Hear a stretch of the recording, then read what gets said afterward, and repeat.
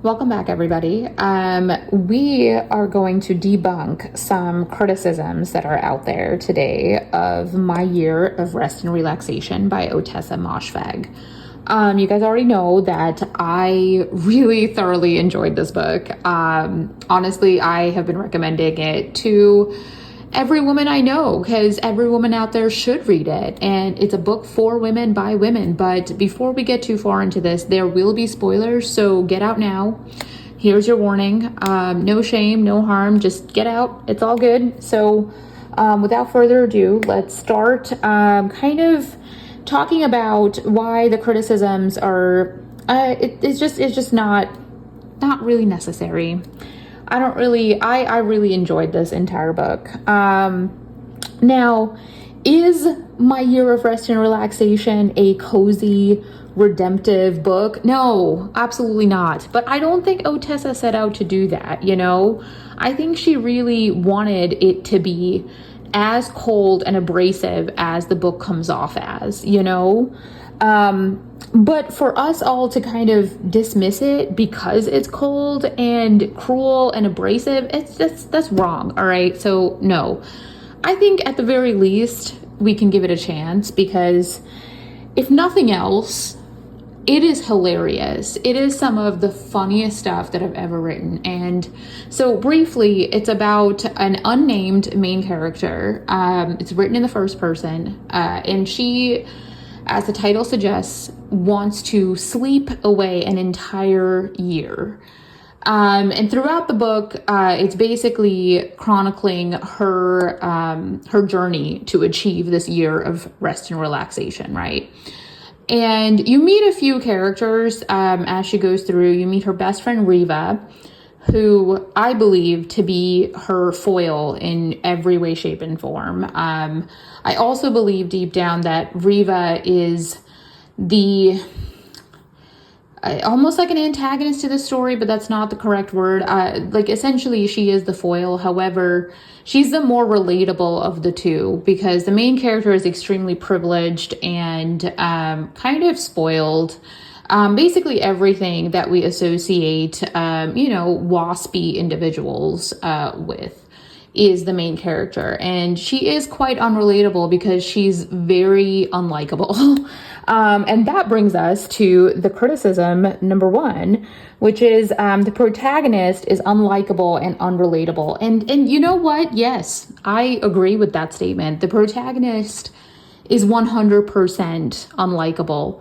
Now, did I enjoy her? Yes, I did, because she is hilarious, let me tell you. First of all, this lady is filled with this rage of 1,000 suns, and I don't know why she's mad, but it doesn't really matter because as women, we're all kind of filled with rage, you know? Do we really know why? No. Does it matter? No. And so it's very interesting that she's taken this rage and decided to just kind of sleep away a year because that is going to fix everything, or so she believes. And I think the entire character has been very carefully constructed by Ottessa Moshfegh, and it's meant to, piss everybody off. Like, it's meant to be almost jarring to read. It's supposed to be really distasteful to read this character and all of the thoughts that are extremely abrasive that are going through her mind, you know? And the fact that this protagonist is the most unkind human that I have ever come to read about in a book or ever really, experienced it's wild, but it's also kind of the main pillar of the book. The book is to kind of show this extreme, power of what wealth and privilege can do to a woman who has been pressured by society to, get an art degree, to get married, to do whatever else like that she, writes in her book. And it's gotten to a point where like her career isn't quite taken off the way she thought it would. She just graduated from Columbia. She is really unsure as she battles grief of losing her family. She's unsure of the next steps. She has an ex-boyfriend who kind of is just the most narcissistic man that I've ever, encountered in a literary piece. And she just doesn't really know how to navigate the world, and it all just fills her up with a lot of anger. So I get it that she is unlikable and unrelatable, but I don't find her as unrelatable, I suppose. I think that's what I'm trying to get at. She is unlikable, but that's the point. I think that's what Ottessa meant to get across, And I really do believe that the fact that people want her to be likable, the fact that we're even having this conversation shows that Ottessa got her point across with this character. Like, women can be the most abrasive humans. Like, no one bats an eye if a man is this disgusting. Like, we're not over here talking about Trevor. We're talking about the unnamed main character of this book. And even though Trevor is the most vile human throughout the whole book, no one's talking about him. And it's really amazing that Ottessa can bring out such very strong feelings in an unlikable main character. I think she's done it really well. And it's really beautiful that this was the whole point the whole time. The next criticism that I came across is that it glamorizes privilege and trivializes mental illness.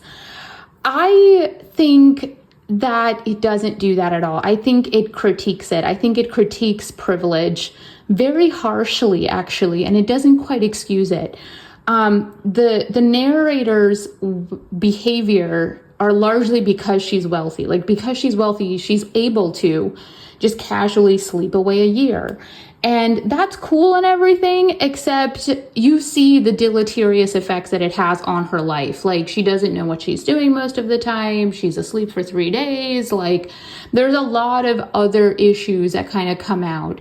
She's not, she gets into a fight with Riva at, I believe, Riva's mother's funeral. And you kind of see how Riva handles, oh my God, that whole scene was just so beautiful. It was very well crafted, where you kind of see how Riva handles grief at her mother's funeral, and our main character just has not grieved for her family, who has also passed away. And the contrast between the two was just so epic. But getting back to this, Moshfegh is not saying poor little rich girl, right? She is saying very much so that, like, these are grotesque behaviors that wealth and privilege and beauty and status can bring about. And it's horrible. Like, it's not supposed to be lauded or, applauded, really. It's supposed to be an indictment, this whole novel. And it really is. However, I feel as though a lot of people didn't quite gather that. The next thing is it contains triggering themes: suicide, depression, disordered eating, abuse of prescription meds, grief, loss of a loved one, need I go on, narcissistic lover. Oh my gosh. And yes, this, like, as we have discussed, this book is deeply uncomfortable. It is, like, there are very strong themes of suicide and depression and disordered eating and prescription drug use, everything that I said. But I don't think anyone is saying that it's not that. I think, if these are valid triggers for everybody, then I agree, stay away from the book. However, you are going to miss out on a gem. But this is a very... it's a psychological excavation, this book. So go in with eyes wide open. But let me tell you, if you do take the chance on it, you're going to have a great time. And you're going to explore all of these deep feelings.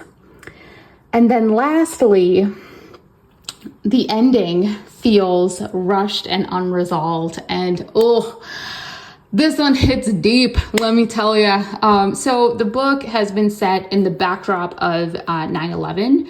So you're kind of in the late 90s, early 2000s era.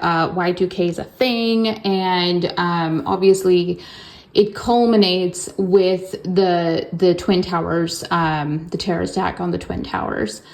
And the ending, it feels very abrupt because the main character, the narrator, the unnamed narrator, wakes up from her deep slumber, and it happens to be 9/11. She's already kind of feeling, rested and renewed and whatever. And she sees the Twin Towers falling. She's also aware that her best friend Riva has passed away.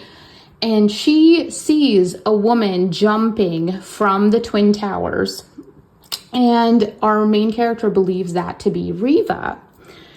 And yes, while this is a very seismic ending, it just leaves you as the reader to explore so many themes. I think the ending was actually a masterstroke. I think Ottessa really tied everything together with this rather abrupt ending, and I rather enjoyed it. It took me a minute to kind of get around to it, and by a minute it took me a few weeks because I was angry that Riva died.